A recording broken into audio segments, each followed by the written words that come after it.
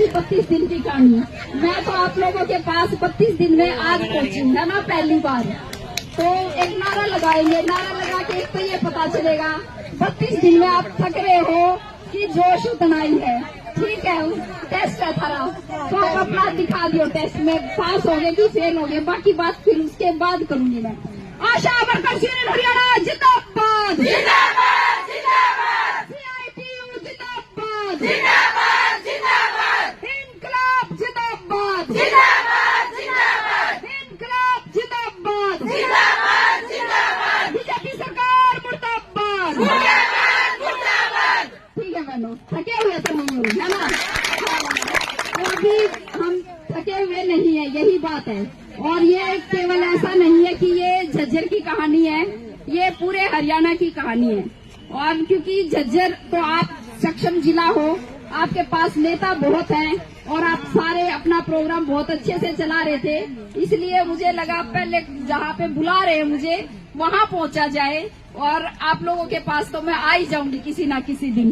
तो इस तरह से मैं आज 32वें दिन आप लोगों के यहाँ धरने पे पहुंची हूँ। और 32 दिन से जो नजारा मैंने पूरे हरियाणा के अंदर देखा है कि जब 8 अगस्त को हमारी हड़ताल शुरू हुई थी, जैसी हमारी हड़ताल 8 अगस्त को शुरू हुई थी, आज हमारी 7 सितंबर को हड़ताल वैसी की वैसी डटी हुई है 8 सितंबर को, और उसमें कोई गिरावट नहीं है। इक्का दुक्का बहने कहीं छूट रही थी, धीरे धीरे करके वो इक्का दुक्का बहने भी अब अपने साथ आ रही है। जिसे किसी PHC पे 1 बच गई, किसी CHC पे 1-2 बच गई, ऐसे कुछ जिलों में ऐसी 10-10, 20-20 बहनें बची हुई थी पीछे। अब वो धीरे धीरे करके वो भी अपने साथ जुड़ रही हैं। तो इसमें से एक संदेश तो ये मैं देना चाहूंगी आप लोगों को 32वें दिन, कि आपने जिस शानदार तरीके से लड़ाई लड़ी है उसके लिए आप सब लोगों की जितनी तारीफ की जाए वो सारी कम ही कम है। बिल्कुल सरकार बोलती बेशक ना हो, लेकिन उनने सांस नहीं आ रहा, उनके सांस तो अपने उखाड़ रखे हैं। हमने कोई विधायक नहीं छोड़ा इनका, कोई सांसद नहीं छोड़ा इनका, और हाथ जोड़ के सारे यो जो है खट्टर यो नहीं बसना रहा है ना। और भिवानी गया था, ये भिवानी गया तो वहाँ पे भी जो है भिवानी की हमारी बहनें उससे मिलके आई, बात करके आई। अब हिसार में है, कई दिन से हमने मना कर रखा था, हमने ये कहा था कि भाई कोई नहीं, हम इनके पीछे पीछे हम नहीं भागते, हमारा अपना कार्यक्रम है, अपना प्रोग्राम, हम उसको उस तरह से चलाएंगे। तब हमें ये था कि भाई बातचीत करके हमारे मसले का समाधान हो जाएगा। हम जो है इसी तरह से हम अपनी लड़ाई का एक रुख हमने बनाया था। लेकिन हिसार से इतनी जबरदस्त डिमांड आई, वो बोले दीदी बस रोको मत, हमने एक बार हमारे जी में जो है हमने वहाँ कर लेने दो। तो हमने भी आज उनको सुबह कह दी कि जहाँ तुमने जाना हो वहाँ जाओ, क्योंकि गांव के अंदर जब ये जाते हैं भाषण देते हैं, आशाओं के बर्दाश्त नहीं रहती कि हमारे गांव में हमें और ये इसी मीठी मीठी बात करके जाते हैं और इन्हें उसका उल्टा जवाब नहीं मिलता। जब आशा जाके खड़ी हो जाती इनका जाडा चढ़ जाए। गणे गामा मौली ये कैथल के अंदर प्रोग्राम चल रहा था, वहाँ पे जो लाल सूट दिखते ही तो उनका फड़क बैठ गया है, उनका फड़क नहीं बैठती। एक आधे जो बीजेपी के लगे हैं, जिनके उनसे वो बुलाए गए हैं, जिनके इनविटेशन पे वो आते हैं, जाडा उनका भी चढ़ गया है। हाथ जोड़ जाए नुको जी आपका मांग पत्र दिवावांगे, आपकी बात करावांगे, बस आपकी बात पंगा नहीं करियो। तो एक तो उन सारे लोगों को हम ये संदेश देना चाहते हैं यहाँ से कि हम महिलाएं हैं, हम घर चलाती हैं, हम ये समाज बनाते हैं, हम जो पंगा करने के लिए नहीं है, हम अपनी चीजों को सही तरीके से दुरुस्त तरीके से रखने के हमारी पहचान है और इसीलिए हम कोई पंगा नहीं करते हैं। बस एक खासियत हमारे अंदर है कि हम गलत को बर्दाश्त नहीं करते हैं, ये हमारी खासियत है। हमारे साथ गलत हो रहा है तो हम उसकी आवाज उठा रहे हैं। हमारी यूनियन 14 साल की हो गई, हमारी यूनियन का 14 साल का इतिहास है कि ना हमने कभी पहले पंगा किया और गारंटी की बात है ना हम कभी आगे पंगा करा, लेकिन कोई हमारे साथ गलत करेगा उसका हिसाब तय जरूर बराबर करेंगे, उसने छोड़ देने के। ये हमारी पहचान है, ये CITU की पहचान है कि हम डरते नहीं हैं, हम दबते नहीं हैं, हम कोई जो है किसी की धमकी से नहीं डरते, हम बीच में लड़ाई छोड़ के नहीं भागते हैं। हमने जो बीड़ा अपने सिर पे उठाया है, हम उस बीड़े को पार पहुंचाते हैं। यही CITU का इतिहास है और हम अपने इतिहास को हम बार बार दोहराते हैं। हमने जो पहले किया, हमारा जो विचार है, हम उसको हर बार सही साबित करते हैं और इस बार भी हम इसको सही साबित करेंगे। एक बात है कि ये सोचते होंगे कि पता नहीं हम क्या हैं। ये हम बार बार बताते हैं कि आप जनता के चुने हुए प्रतिनिधि हैं। आप कोई राजा पैदा नहीं हुए थे, आपको फिर हमारे बीच में आना पड़ेगा। लेकिन अभी इन्होंने एक मुहिम चलाई हुई है और उसमें ये सोचते हैं कि यह आइडिया भी ठीक है, क्यों वोट लेने जाना हर 5 साल में, इस देश के संविधान में खत्म करा, क्यों 5 साल में वोट डलवानी। 5 साल में वोट डलवाएंगे तो आज जो नारे लगा रहे इन्हीं के आगे हाथ जोड़ने पड़ेंगे हमें, तो ये सिस्टम ही खत्म कर दे। असल में इनकी नीयत तो यह है, लेकिन ये इस देश की जनता तय करेगी कि उनको ये काम करने देना है कि नहीं करने देना है। आज हमारा जो लड़ने का जो आंदोलन हमारे चल रहे हैं, वो हमारे लोगों का जो जनता का जो मूड है, वो मूड ये बता रहा है कि नहीं, यो काम करण को नहीं दे। हमारी जो आजादी की विरासत है, उसके साथ हम उसको खिलवाड़ करने नहीं देंगे। हमारे संविधान को जो ये कूड़े की टोकरी में डालना चाहते हैं, हम अपने संविधान को, हम अपने देश के कायदे कानून को कूड़े की टोकरी में नहीं डालने देंगे। इनको सबक सिखाएंगे। बात आशाओं की है। आशाएं जो है अभी तक दरी पे बैठी थी। 1 महीने तक हम दरी पे बैठे थे, हमने प्रदर्शन किए अलग अलग जगहों पे, लेकिन हम बैठ के अपना दरी पे बैठ के ही हम अपनी बात कर रहे थे, पहुंचा रहे थे। जब हमने तो अपनी पूरी ताकत लगा दी, अब पूरी ताकत के बाद हमें ये महसूस हुआ कि जनता भी साथ होनी चाहिए।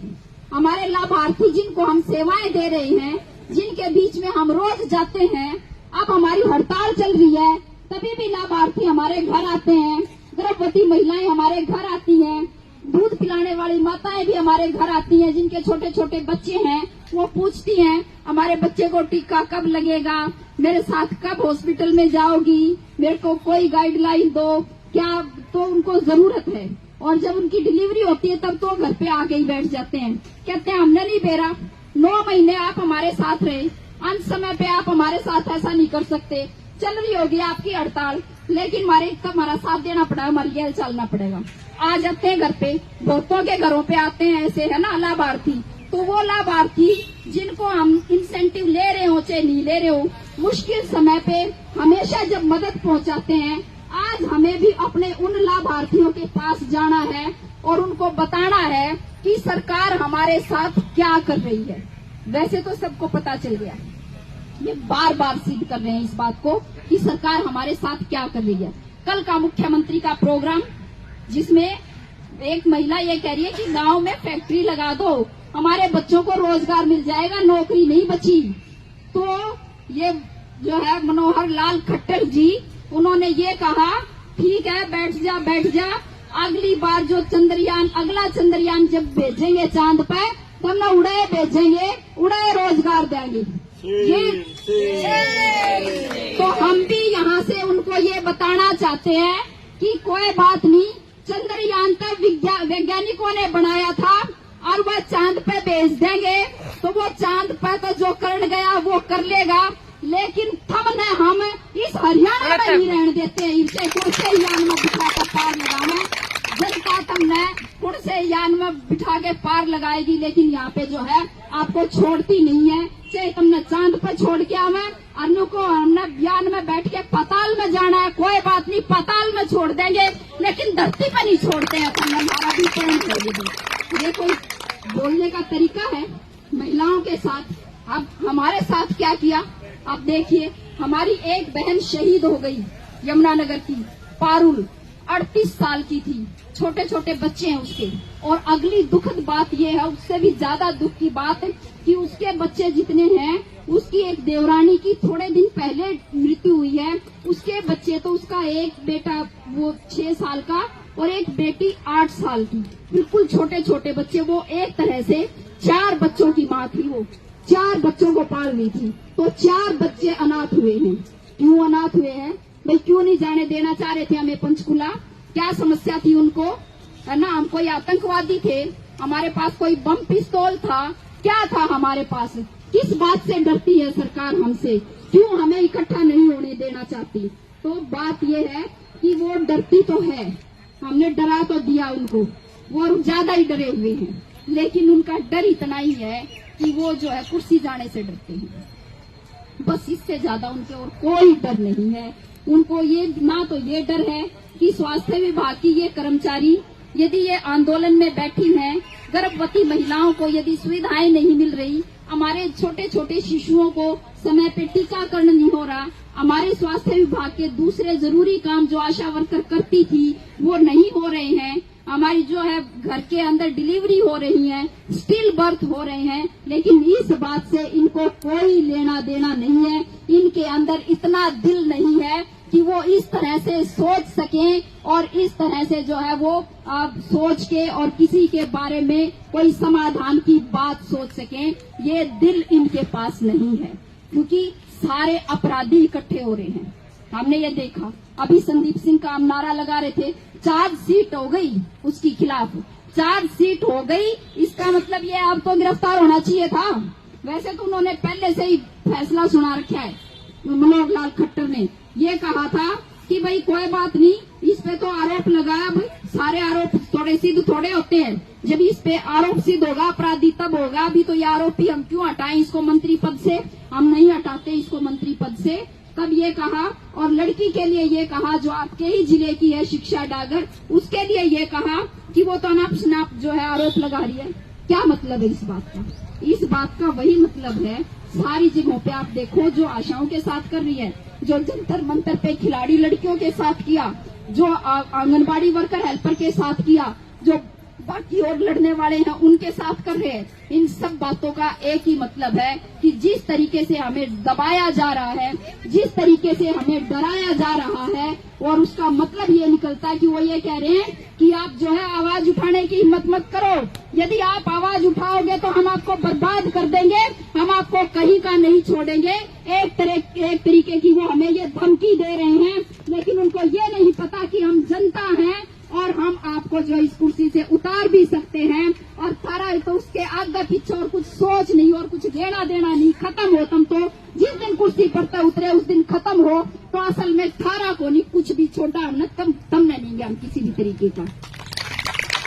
अब बात यह है कि हम 32 दिन हो गए बैठे हुए, जब हम जाते हैं बात करने के लिए, सारे यहाँ पे आपका अरविंद शर्मा का बता दिया, बोलो कति बेचारा बन रहा था अरविंद शर्मा, अनु को था कोई बात नहीं दे दो करांगे, और उसने भेजी भी चिट्ठी आगे, वो जो चिट्ठी आगे भेजी है मुख्यमंत्री को, उसको चिट्ठी मेरे पास मेरे व्हाट्सएप पे भेज रखी है उसने कि भाई हमने ये चिट्ठी मुख्यमंत्री को भेज दी।